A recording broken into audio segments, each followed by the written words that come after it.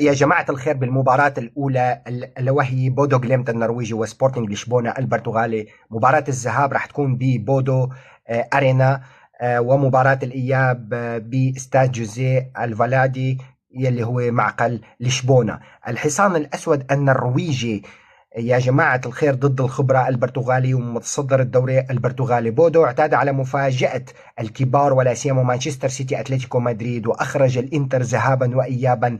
الحصان الأسود راح أعطي توقعاتي لبودو جليم تخليني أمشي مع غير المعتاد.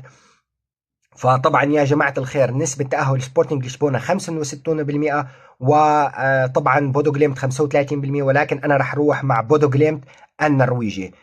المباراة الثانية يا جماعة الخير بين بايرن ليفركوزن الألماني وأرسنال. مباراة الذهاب راح تكون بأرضية ليفركوزن، ومباراة الإياب في ملعب الإمارات بلندن معقل أرسنال. الجنرز فريق مرعب مخيف. مواجهة راح تكون يا جماعة الخير مواجهات هجومية، فريقين يقدمان كرة سريعة جدا يا جماعة الخير.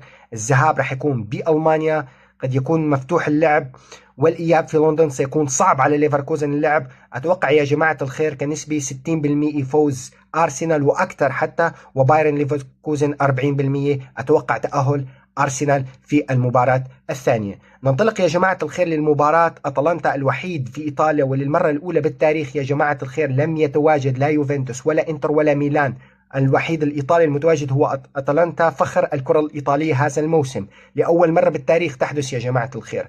مباراة الذهاب راح تكون ببرغامو معقل أتلانتا، ومباراة الإيام بالأليانز أرينا معقل بايرن ميونخ. مواجهة هجومية متوقعة، أتلانتا لا يدافع يا جماعة الخير، ولكن الماكينات الألمانية أعتقد سوف تكتسح أتلانتا هذه المرة. راح نشوف أهداف كبيرة. بايرن فريق هجومي جدا، أتلانتا راح نشوف كيف راح يلعب مع البايرن مع هيك فريق قوي. أتوقع يا جماعة الخير تأهل البايرن بنسبة 80% و20% لأتلانتا الفريق الإيطالي.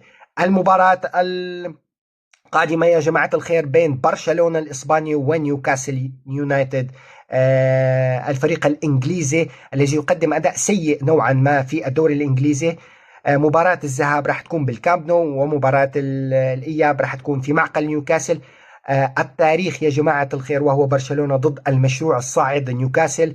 برشلونة بيمتلك الخبرة، نيوكاسل قوي بدني ولا سيما في الدوري الإنجليزي الضغط العالي. الذهاب راح يكون ببرشلونة يا جماعة الخير. أعتقد برشلونة راح يسيطر على الكرة، أما الإياب يا جماعة الخير راح يكون في ضغط إنجليزي. أتوقع برشلونة لو يخسر حتى بمعقل نيوكاسل 2-1 راح تكون النتيجة لصالح برشلونة. أتوقع يا جماعة الخير تأهل برشلونة بنسبة 70% على الفريق الإنجليزي نيوكاسل يونايتد. ننتقل للمباراة القادمة وهي أتلتيكو مدريد توتنهام. مباراة الذهاب يا جماعة الخير راح تكون بالواندا متروبوليتانو، أما مباراة الإياب راح تكون في ملعب توتنهام هوتسبيرت في لندن. مواجهة يا جماعة الخير راح تكون تكتيكية بحتة بين دفاع أتلتيكو وتنظيم توتنهام السريع.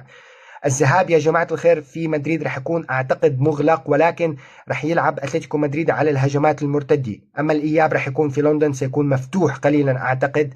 الأهداف غالبا راح تكون ممكن قليلة بسبب التحفظات الدفاعية. والفائز يا جماعة الخير فواصل ولقطات، أعتقد تفاصيل صغيرة راح تحسم المباراة. أتوقع تأهل أتلتيكو مدريد ليواجه في الدور المقبل برشلونة. طبعا يا جماعة الخير جلطة سراي ليفربول، مباراة الذهاب راح تكون باسطنبول على معقل جلطة سراي، أما مباراة الإياب راح تكون بالآنفيلد معقل الريدز. ليفربول ضد جلطة سراي يا جماعة الخير، صعوبة اللعب باسطنبول، جماهير كبيرة. شاهدنا خسارة يوفنتوس في معقل بنتيجة كبيرة في اسطنبول. الذهاب في تركيا صعب على أي فريق أوروبي يا جماعة الخير، لكن ليفربول يمتلك الخبرة الكبيرة.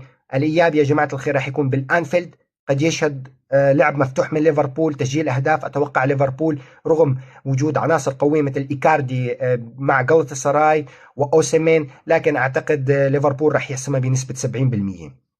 المباراة القادمة باريس سان جيرمان تشيلسي. مباراة الذهاب يا جماعة الخير بملعب حديقة الأمراء في باريس، أما مباراة الإياب في ستامفورد بريدج. شوفوا يا جماعة الخير ذكريات المواجهات الأوروبية القديمة بين باريس وتشيلسي يا جماعة الخير. أتوقع باريس هجومي على أرضه بشكل عام، ضغط مستمر راح يكون وسرعة في التحولات، بينما تشيلسي خطير جدا على أرضه بفضل التنظيم الدفاعي والهجمات المرتدة المعاكسة. يا جماعة الخير انتبهوا لتشيلسي. الذهاب سيكون لصالح باريس في السيطرة، والإياب لصالح تشيلسي مع دعم جماهيره. أتوقع يا جماعة الخير تأهل باريس، ولكنها صعبة، ولكن الأقرب لباريس. لنشوف مواجهة بين باريس ممكن وليفربول. المباراة الأهم ريال مدريد، الفريق الملكي ريال مدريد يا جماعة الخير راح يواجه في مباراة الذهاب في ملعب السانتياغو برنابيو، والإياب بملعب الاتحاد. قمة أوروبية مبكرة يا جماعة الخير، ريال مدريد ضد مانشستر سيتي، مواجهة كلاسيكية حديثة شهدت مواجهات كثير خلال آخر السنوات يا جماعة الخير، حتى أننا ملينا من هذه المباراة، ولكن مباراة قوية جدا.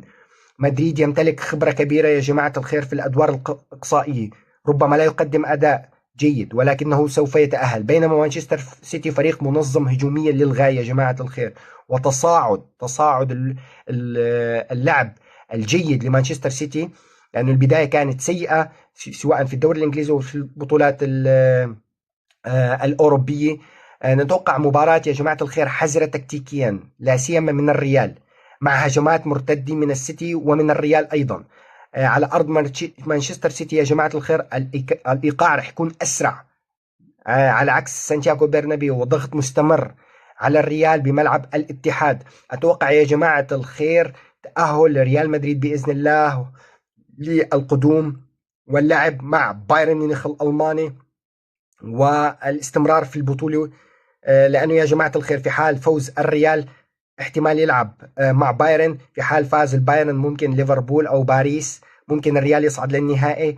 في الجهة المقابلة أرى يا جماعة الخير أن أتلتيكو مدريد رح يعمل مشاكل كبيرة لبرشلونة في الدور الربع النهائي، وأتوقع أتلتيكو ممكن يصل للنهائي، حتى تكون بين ريال وأتلتيكو، لما لا ديربي مدريد.